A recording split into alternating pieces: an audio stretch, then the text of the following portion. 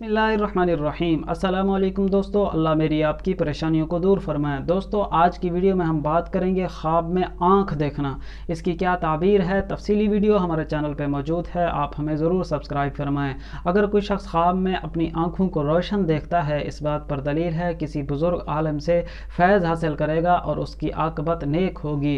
अगर कोई शख्स ख्वाब में अपनी हथेली पर आँख देखता है या आँखों को देखता है, इस बात पर दलील है कि उसको माल और दौलत हासिल होगी। अगर कोई शख्स ख्वाब में आँखों में सुरमा लगाता है, इस बात पर दलील है कि उसका शुमार नेक लोगों में होगा। कोई शख्स ख्वाब में अपनी एक आँख अंधी देखता है, उसके आधे दीन या आधे माल या आधे जिस्म का नुकसान पर दलील है। इसी तरह मुकम्मल आँखें अंधी देखना मुकम्मल दीन या मुकम्मल जिस्म या मुकम्मल माल के नुकसान पर दलील है। कोई शख्स अगर आँखें देखता है कि उसके जिस्म पर ज़्यादा हो गई हैं, तो इस बात पर यह दलील है कि इल्म में तरक्की हो और हर दिल अजीज़ शख्सियत हो।